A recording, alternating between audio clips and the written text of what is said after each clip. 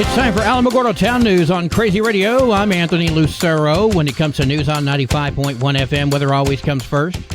A front extending from the middle Mississippi Valley, Central Plains, and Rockies and Southwest will move eastward to off the northeastern mid-Atlantic coast and then over the southeast and off the western Gulf Coast by tomorrow night. A high pressure over west central Canada will usher cold air over parts of the northern plains, bringing with it temperatures of 10 to 15 degrees below average, while the high moves southeastward to the Ohio Valley by tomorrow night.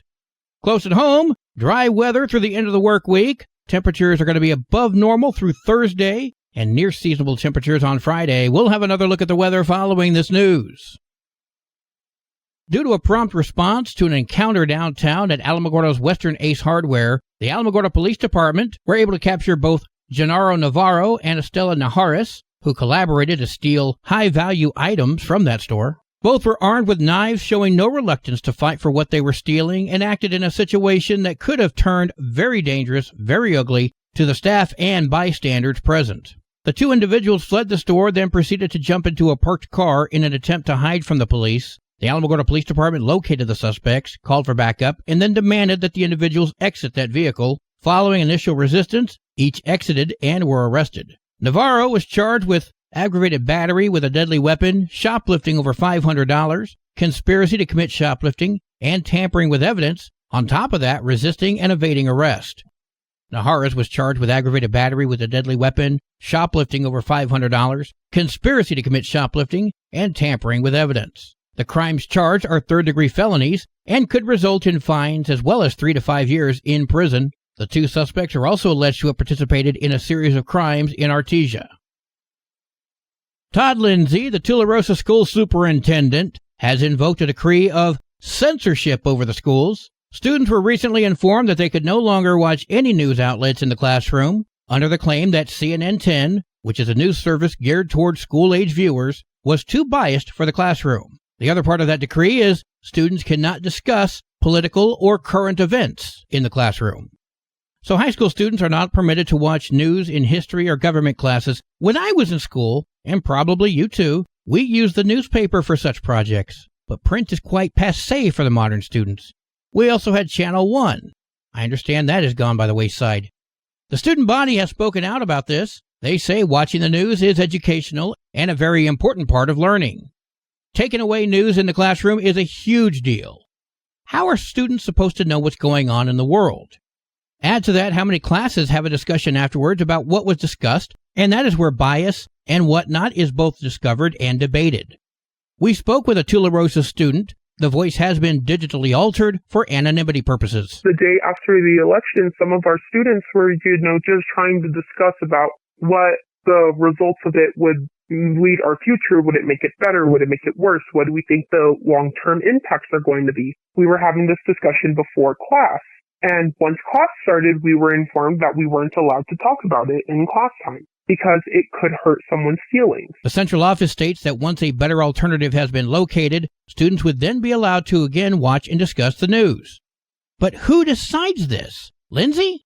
No doubt. CNN leans left. Fox leans right. I don't think there's an argument here. MSNBC is hard left. Newsmax is hard right. Again, I don't think there's an argument here. So who does that leave, and do other services like this even exist for students? The other thing I want to know is what exactly was said to trigger Lindsay in the first place? Sadly, I'll probably never know, at least not directly, as this guy has never once taken my calls or replied to my emails. But it is quite disturbing that he feels he can silence dissenting voices. Sounds to me like he's taken a page right out of Michelle Lujan Grisham's playbook. Runner's Refuge is currently having a fundraiser. We heard from our good friend Greg Gutierrez. I just called to let you know that we are doing a salsa fundraiser at the Runner's Refuge.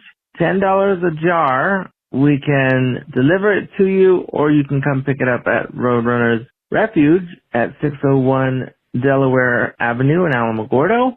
To place your order, give a call to 575-404-0528 and let them know how many jars you want. Again, it's $10 a jar. East 10th from White Sands Boulevard to Delaware will be closed for the Alamogordo Main Street's community holiday event, Christmas on Main Street, Saturday, December 7th, from 7 a.m. until 11:30 p.m. The street closure is necessary to minimize risk from the increased volume of visitors and pedestrians crossing the street, and for the safety of all those involved and attending. Well, today is Monday. We get a update now from Animal Village NM. Hello, this is a message from Animal Village NM, and we are thrilled to invite you to our Giving Tuesday celebration happening Tuesday, December 3rd at the Ruidoso Community Center from 10 a.m. to 4 p.m. This is your chance to kick off the holiday season while making a difference for pets and families in your community. Our festive event will feature something for everyone. We start at 10, and you'll want to be early to register for our limited number of free and low-cost spay-neuter registrations. We're offering this limited number of free spay-neuter registrations, 5, and low-cost surgeries also for low-income pet owners who bring an EBT card, Medicaid card, or other proof of low-income status. Additional registrations are available at a reduced $65 copay, helping to keep pets healthy, keep them from breeding, preventing unwanted litters, and keeping them with their families. Gift baskets for everyone will be available. Shop our beautifully curated gift baskets with Christmas items for pets and people who love them. From holiday-themed kitchen, self-care, children's and pet baskets, even dazzling nutcrackers and pet toys and treats, these baskets will make perfect gifts while supporting a great cause. Succulent arrangements with seasonal flavor will be available. Add a touch of holiday cheer to your home or gift a friend with our stunning Easy Care succulent arrangements. Decorated with festive accents like scented pine cones and red berries. Prices for one-of-a-kind living gifts begin at just $5. Bring your gently worn shoes. Help us fundraise by donating gently used bagged shoes to our year-round shoe drive. Don't be like Imelda Marcos.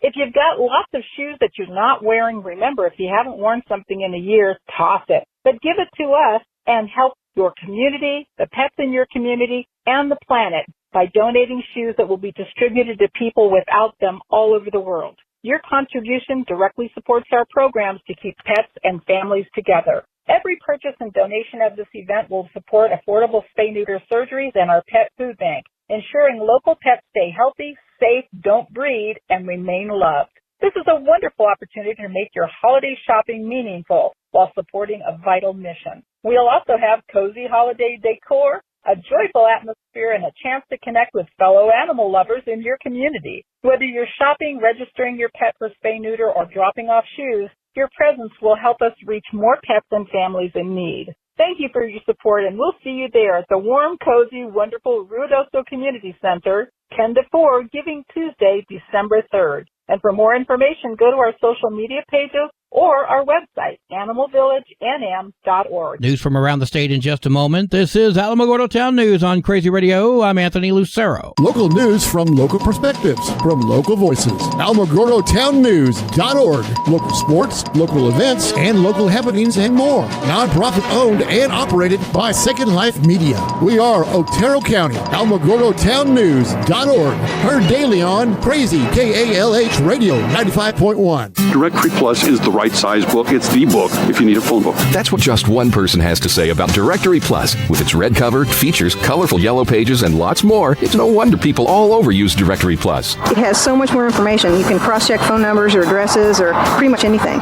Look on the plus side, Directory Plus. I'm a big fan of Directory Plus. Earlier this year, Las Cruces teacher Patrick Howard admitted to sexually abusing high school students. Attorney Shannon Kennedy represents a now 22-year-old woman who was just 15 when Howard molested her. She spoke with KOB. I was a child, and so was every other girl involved. And now we have to deal with all of these mental repercussions and for the rest of our lives. Story convinced a federal jury to order Howard to pay $44 million for her anguish. The liability for sexual assault cases in schools is staggering. The jury awards and settlements in the cases are typically paid by the New Mexico Public Schools Insurance Authority. Patrick Sandoval is the executive director. We've seen an increase in sexual abuse and molestation claims. The NMPSIA covers those claims for most New Mexico school systems, and they're paid through money generated through membership premiums. In the last 10 years, Sandoval says they have tallied 143 claims of sexual abuse and molestation in every corner of the state. That totals $80 million and counting. And as those increase, so do the premiums. And thus, so do the expenses that come out of your pocket. And they also affect the students. If you penalize a district too much, what are they giving up? What programs are they giving up for students? Are they giving up an FTE? What are they giving up to pay for that? They say they're in need of emergency funding and requesting an additional $120 million. Where does that come from? That's right. Open up those billfolds. But shouldn't that money be spent on, I don't know, making sure they don't hire predators and molesters? In 2021, the state passed a law aimed at doing more disclosures and in-depth background checks for school staffers.